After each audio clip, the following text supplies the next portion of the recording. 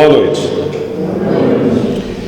Hoje nós vamos conversar um pouquinho sobre um tema extremamente difícil, extremamente delicado. Apesar de ser aparentemente um título agradável, né? O Trabalhemos Amando. Nós poderíamos utilizar o tema hoje em qualquer área da nossa vida, qualquer. Em casa, no trabalho, nas igrejas, em relação ao nosso próprio corpo, o trabalho que nós fazemos para possamos mantê-lo saudável, até o trabalho psíquico, onde nós temos a obrigação de vigiar constantemente o nosso pensamento, fazer uma autoanálise constante dos nossos vícios e das nossas virtudes, é claro. Mas nós estamos num centro espírita, não estamos? Isso para mim é o que importa hoje. Então, trabalhemos amando no centro espírita. Nós não podemos falar de trabalho e amor num centro espírita sem levar o nosso pensamento ao relacionamento humano e aos seus conflitos. O conflito, nós temos que entender, temos que nos conscientizar que é algo extremamente natural quando nós falamos de relacionamento humano, de vida em comunidade. E o centro espírita, ele é uma comunidade menor, muito menor do que nós imaginamos num contexto social, mas é uma comunidade. O centro espírita, ele nos leva ao entendimento básico da prática do amor e da caridade. Da caridade, principalmente, que é um exercício constante de nós todos em busca do nosso aprimoramento pessoal. Sem a prática da caridade, não há evolução. Sem a prática da caridade, sem a prática do reconhecimento do outro, não há evolução. E quando nós falamos em comunidade, em trabalho conjunto, nós temos que observar que há diferentes pensamentos, há diferentes qualidades e competências individuais de cada ser, onde uns primam mais por um aspecto religioso, outro pelo aspecto filosófico, outro pelo científico, sem nunca esquecer a importância dos três juntos. Porém, ainda no atual estágio de evolução, nós não conseguimos trabalhar sem apontar o defeito do outro. Ou seja, o defeito do outro, ele é pautado naquilo que nós não concordamos, naquilo que nós achamos errado. Estava eu agora há pouco conversando com um amigo e eu fiz uma brincadeira. Eu acho que ninguém aqui nunca passou por isso, ou pelo menos nunca ouviu falar. Você pode ser o melhor funcionário de uma empresa, 10 anos, 12 de trabalho, ou mais. E numa única vez você erra e você é julgado para todo sempre pelo teu erro, ao invés de utilizarem todos os seus acertos para que você continue crescendo e produzindo como anteriormente. Isso é numa empresa, onde deveríamos trabalhar com a ética. Numa comunidade exterior às igrejas, nós vamos ter muitas vezes a condição de ignorância dos conceitos cristãos. Os conceitos cristãos, eles não estão inseridos numa só religião. São os conceitos morais estabelecidos anteriormente pelo Cristo, por Jesus, e que se amoldaram em todas as religiões que nós conhecemos. Porque nós sabemos que a prática da caridade, o respeito, a alteridade, o exercício do bem, ele é uma constante e é bom para todos. Mas nós temos que definir muito claramente o que é ética e o que é moral. Porque na maioria das vezes nós confundimos, nós tratamos as duas palavras de uma forma muito simplista. Podemos dizer que aqui pouquíssimas pessoas, eu não vou generalizar, mas pouquíssimas pessoas conseguem se conduzir diariamente pela ética. A grande maioria de nós se conduz pela moral. Ou seja, a ética é algo pré-estabelecido dentro de nós, onde nós olhamos o outro, nós queremos o mesmo direito que o outro e só podemos fazer para ele aquilo que nós desejamos para nós mesmos. Isso é ética. É trabalhar dentro dessa máxima. Age com base numa máxima que sirva de lei universal para todos. Se não houver isso, algo está errado na nossa conduta. É como Jesus dizia, né?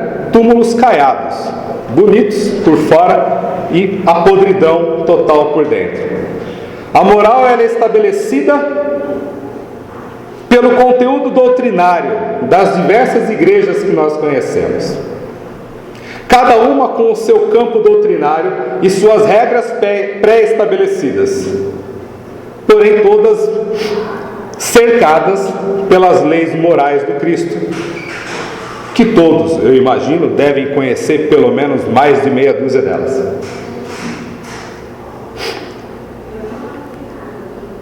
Se todas essas doutrinas são margeadas pelas leis morais, entendemos nós que, sendo conhecedores delas, como espíritas, deveríamos agir da seguinte forma: nos esforçar cotidianamente para evitar cair nas armadilhas do nosso ego.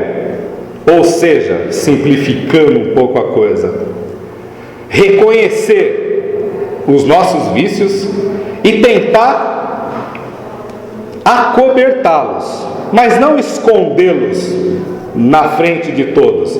Acobertá-los de uma forma que eles sejam abafados, e todas as vezes que nós tivermos a necessidade de satisfazer o nosso ego através do vício, refletirmos anteriormente e falarmos: não, eu não posso agir de tal forma, porque eu serei obrigado, moralmente falando, a aceitar quando vier contra mim a mesma posição que eu tomei. Então, nós temos essas duas vertentes, a ética e a moral. Nessa breve exploração, eu acho que já deu para todo mundo sentir um pouco dentro de si o que ocorre no seu dia a dia, não deu? É alguma novidade até agora que eu falei? Eu acho que não. Então nós vamos ver isso diariamente. Algumas pessoas sentem muito prazer em satisfazer os seus vícios, mascarando-os dentro de uma religião, dentro de uma doutrina. Então hoje todos que estão aqui, poucos talvez, são precursores de um novo momento em qualquer centro espírita que vocês frequentem. Ou seja, a observação de si mesmo e a observação do outro. Porque aquilo que nós desejamos para nós, nós não podemos tolerar no outro. Nós temos vários estágios em nossas vidas. O estágio em que nós trabalhamos na periferia, ou seja, trabalhamos com a emoção, com o bom senso, e acreditamos naqueles que estão à nossa volta. E o acreditar naqueles que estão à volta nos faz sentir reconhecido, nos faz nos sentir seres participativos dentro de uma causa, dentro de um trabalho. Esse é o conhecimento periférico. Ao aprofundarmos as amizades, nós vamos entender que os conflitos começam pelo não reconhecimento da capacidade do outro. Como numa empresa. Numa empresa, muitas vezes, os conflitos se iniciam porque alguns se julgam muito além do outro e não reconhecem a capacidade técnica e, no caso do centro espírita, doutrinária do outro, que também teve autonomia de estudo. Então os conflitos eles nunca vão acabar. O que tem que acabar é o posicionamento moral ou ético que ocorre dentro de um centro espírita. Não há meio de se trabalhar amando se nós não tomarmos a mesma postura e a prática doutrinária de um centro espírita. Quando nós falamos em prática doutrinária de um centro espírita, nós estamos falando dos 3 campos já comentados: a ciência, a filosofia e a religião. Como máxima, nós vamos falar da caridade e do amor. E se nós não conseguirmos ter do outro aquilo que ele pede, alguma coisa está errada. Se nós somos levados a crer que nós temos apenas deveres a cumprir, alguma coisa está errada. Então, como multiplicadores do bom senso de um centro espírita, há a necessidade de uma mediação constante, ou seja, de uma autonomia do qual todos sejam responsáveis pelo bom andamento da casa espírita. Como fazer isso? Com atitudes éticas, com atitudes muito claras. Se não houver isso, alguma coisa está errada. E a quem cabe a solução desses problemas? A todos. A todos. Porque a partir do momento que nós somos conhecedores do Evangelho, somos conhecedores das normas, das regras, nós somos conhecedores da prática cristã, nós não podemos aceitar que essa prática venha de encontro com interesses. Não significa que nós vamos utilizar o Evangelho para justificar aquilo que nós vemos no outro, mascarando aquilo que nós temos ainda de ruim. Não significa isso. Mas ter uma atitude clara, reconhecendo que todos envolvidos possuem vícios e virtudes. E ao invés de sublinhar apenas os vícios, os defeitos, trabalhar para que a virtude de todos seja elevada e o reconhecimento da capacidade individual de cada participante também seja respeitado. Se o respeito vier só pelo bom trabalho executado, alguma coisa está errada. Essas duas vertentes, a ética e a moral, elas são adotadas mais ou menos por 3 grupos. A gente não vai alongar muito não. Os que se conduzem em comunidade pela ética são aqueles que falam o que tem que falar, sabem os seus erros, tentam limitá-los, mas também não fica calado com o erro do outro. Isso é uma forma, muitas vezes, de conscientizar o grupo de que a desarmonia não vem de um só, mas vem de um conjunto. E o espírita, que deveria ter uma elucidação muito grande a respeito disso, não tem, porque ele não sabe discutir ideias, ele sabe apenas discutir a pessoa. Ele parte para o pré-julgamento do que ele ouve muitas vezes em comunidade, sem ao menos conhecer de perto a pessoa que está sendo julgada. Isso é um fato. Se isso não ocorrer dessa forma clara, não há uma atitude ética em comunidade. Existem as pessoas que se conduzem pela moral, agem perfeitamente e coerentemente com a doutrina espírita quando aqui estão, na frente de todos. Mas não esqueçam que existem as casas, os ambientes familiares, que existem o trabalho, que existem os bastidores de tudo isso, onde a realidade pode não ser exatamente o sorriso nos lábios. E isso é algo que todos nós temos que observar. Porque o centro espírita, para que se trabalhe amando, ele tem que ser de todos. E tem que ser de todos de uma maneira muito clara. Não que seja exigência isso. Não se trata de exigência. Se trata de direitos. Porque como há deveres a serem cumpridos, também existem direitos. Direitos a serem cobrados. que nós, todos como espíritas, na grande maioria, não os conhecemos, assim como nós não conhecemos a bendita da Constituição brasileira e ficamos indignados com os políticos. E quem são os políticos de hoje que podem se tornar os políticos malfazejos do amanhã? Pode ser até eu. Não pode?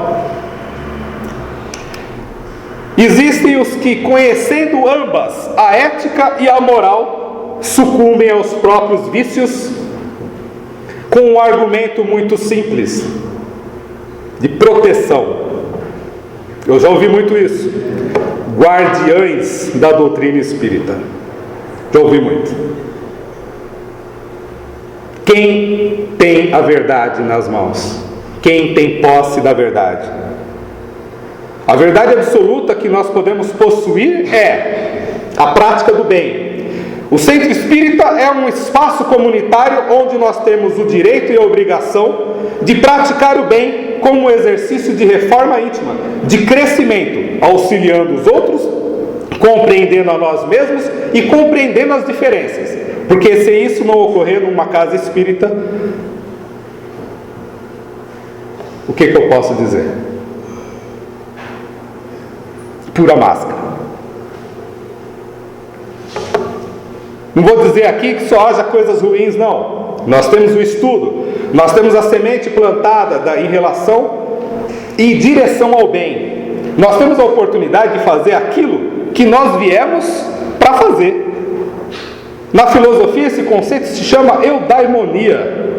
É você reconhecer a tua potencialidade, saber que, no caso de um centro espírita, nós temos a potência do amor e exercitá-la, pô-la em prática com aquilo que você conhece melhor doutrinariamente. E doutrinariamente nós podemos falar de mediunidade e nós podemos falar de alteridade, respeito. Não se trabalha disciplinadamente sem alteridade, sem respeito. Meus amados, a coisa funciona dessa forma. Eu tenho livre-arbítrio de fazer o que eu quiser, mas eu vou arcar grandemente e responsavelmente com aquilo que me foi dado para conduzir, seja qual for a tarefa que esteja em nossas mãos. O tema Trabalhemos Amando é exatamente isso. A responsabilidade adquirida, a consciência adquirida pela doutrina cristã deve nos levar a essa máxima, de buscar colocar em prática aquilo que você tem mais interesse, sem nunca esquecer o quê? O tríplice aspecto da doutrina espírita. Só é robô quem trabalha numa empresa, quem monta painel eletrônico, quem trabalha numa indústria automotiva. Com seres emocionais não há como ocorrer isso. E se ocorre, é porque não há diálogo. O diálogo ocorre em pequenas pessoas, em pequenos grupos. Isso é muito ruim.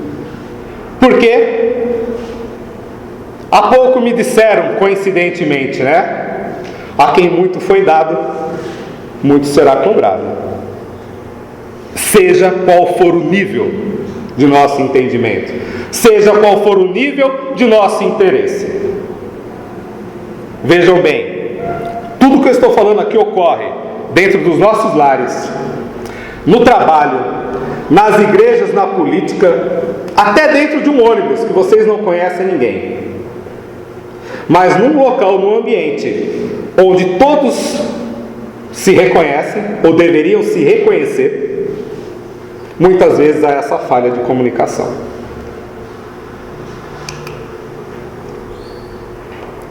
Somente se ama o próximo tendo atitudes positivas, sejam elas éticas ou morais. E veja bem, atitudes éticas e morais apenas na frente dos outros, sorriso apenas na frente dos outros, não condiz com a realidade. Nós podemos enganar, sim, nós podemos enganar toda a comunidade, mas nós não podemos enganar quem, segundo a doutrina espírita? A espiritualidade. Porque os espíritos constantemente nos dizem o seguinte: o que nós entendemos, o que nós reconhecemos, o que nós observamos em todos os trabalhos, em todas as atitudes, é a intenção. Então, meus irmãos, se vocês estão fazendo algo e têm uma boa intenção, sigam em frente. Não se deixem brecar pelas adversidades. O máximo que nós temos que aprender é orar e enfrentar a realidade dura e cruel que existe em sociedade, seja ela qual for a comunidade em que nos estabelecemos. Com isso, significa que nós temos que abandonar um centro espírita? Porque o que eu mais vejo nesses últimos 12 anos são pessoas abandonando o centro espírita e ouvindo o que é pior: se melindraram. Não se melindraram. Cansaram da hipocrisia. Cansaram da palhaçada. Cansaram de não ter o seu direito reconhecido e de não haver diálogo sincero. Isso é um fato. Nós perdemos esposas e maridos por causa disso. Nós afastamos nossos filhos por causa disso.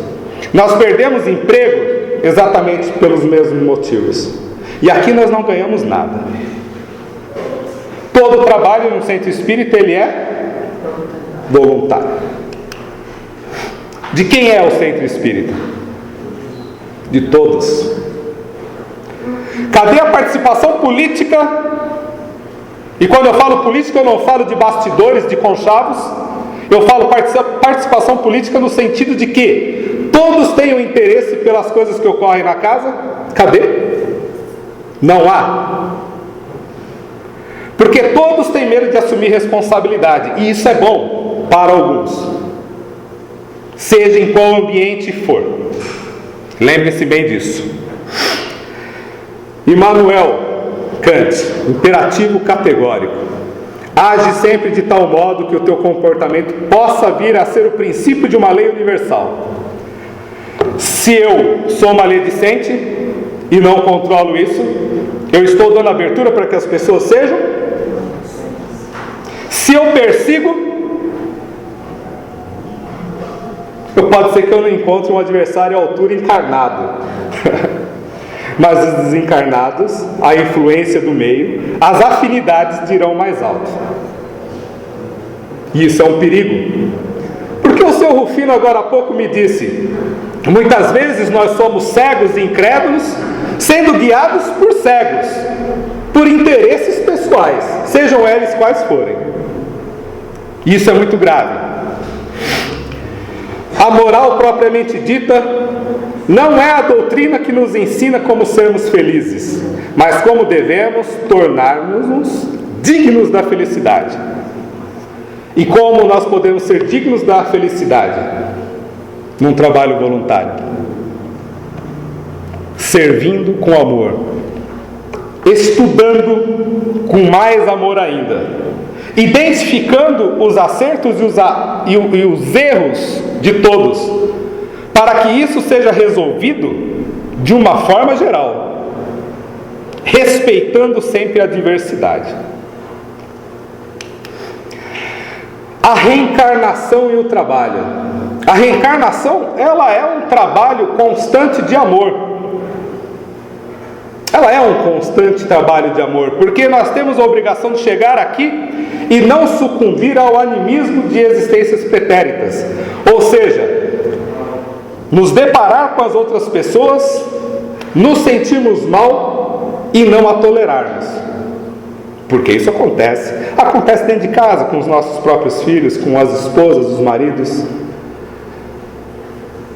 Mas numa separação, muitas vezes, nós temos algo a perder. E acabamos suportando uns aos outros, muitas vezes, para que não haja perda. Feliz é aquele que muitas vezes se encoraja e não se apega às perdas. Porque há um momento nas nossas vidas que nós temos que ter sobriedade e descartar tudo aquilo que não presta aos nossos olhos. Não existe essa problemática de, mas tenho que andar 1.500 passos ao lado da pessoa? Tenho. Mas há chegado um momento que o saco enche. Há chegado um momento que as pessoas cansam e que aquele outro que nós estamos dando oportunidade, ou aquele outro que está nos dando uma oportunidade, cansa. O único que não cansa é Deus. O único que não cansa é Deus, que nos dá constantemente as mesmas oportunidades. O escolar não chega aos estudos superiores da ciência, senão depois de haver percorrido a série das classes que até lá o conduzirão. Essas classes, qualquer que seja o trabalho que exijam, são o meio do estudante alcançar o fim e não um castigo que se lhe aflige. Isso é no início de nossa encarnação. Muitas vezes encarnamos em condições muito primitivas, em povos ainda primitivos, selvícolas, por exemplo, e ali nós vamos aprendendo a desenvolver o respeito, o trabalho em comunidade, trabalhando na simplicidade. Mas quando vamos crescendo e nos distanciando pelo pseudo-estudo, pelo suposto estudo, pela suposta autoridade, nós vamos esquecendo essa simplicidade e vamos repetindo constantemente de ano. Na escola acontece isso. O desprezo pelas leis naturais de uma escola é o estudo. O desprezo pelas leis naturais da reencarnação é a nossa própria conduta.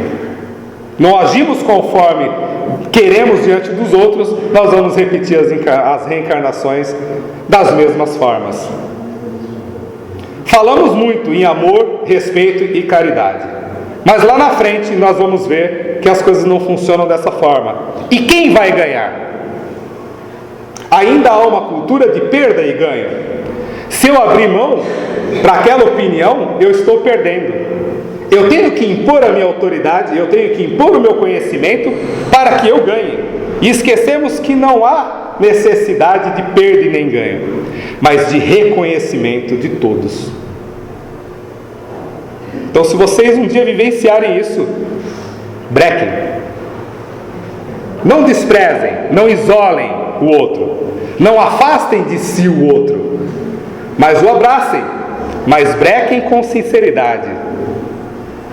Mas quando falarem de doutrina espírita, falem do tríplice aspecto, não só do seu ponto de vista.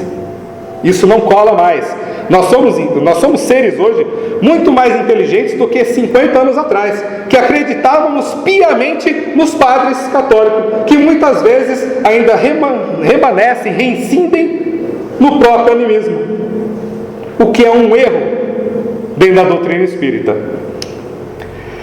Se ele é esforçado, abrevia o caminho no qual então menos espinhos encontra.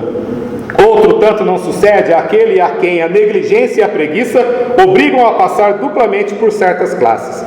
Não é o trabalho da classe que constitui a punição. Esta se acha na obrigação de recomeçar o mesmo trabalho.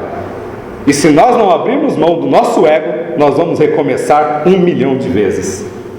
E Deus não é injusto por causa disso, de forma alguma. Aquele que, ao contrário, trabalha ativamente pelo seu progresso moral, além de abreviar o tempo da encarnação material, pode também transpor de uma só vez os degraus intermediários que os separam dos mundos inferiores. Todos que se reúnem num centro espírita não são superiores a ninguém. Estão aqui por afinidade, seja estudando, seja na diretoria, seja em qualquer que seja o trabalho voluntário. Porque todos aqui somos voluntários. De livre e espontânea vontade, isso é pleonasmo. Todos somos voluntários. E se nós não conseguirmos nos respeitar, nós não estamos fazendo nada de bom. Nós temos um exemplo muito grande nisso no livro Voltei, do ex-diretor da FEB. Se não leram, façam o favor de ler.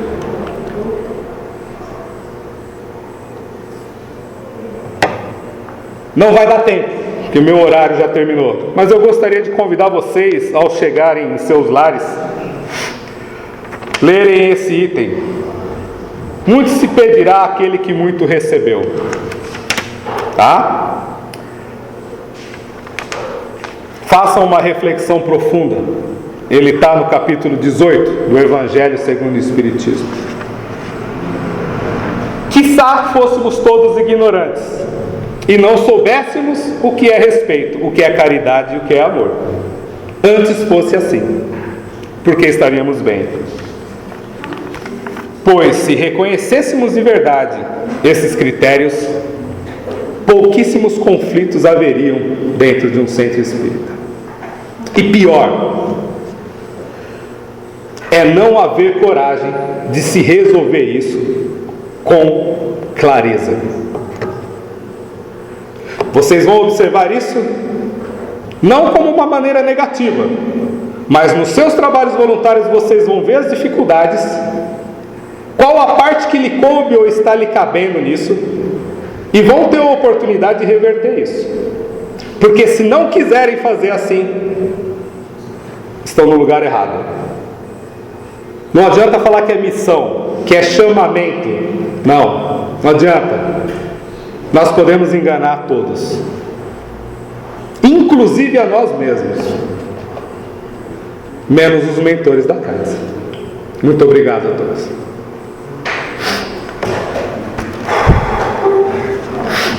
Vamos elevar o nosso pensamento a Deus. E não vamos pedir saúde, não. Vamos pedir força de vontade para que a gente possa se autoanalisar, refletir sobre a nossa personalidade, analisar se estamos agindo certo diante dos outros, se estamos matando a oportunidade de trabalho e se estamos matando a oportunidade de evolução de uma pessoa num centro espírita. E pode ser em qualquer estágio. Façamos essa reflexão com sinceridade. Essa é a nossa prece de hoje. Graças a Deus.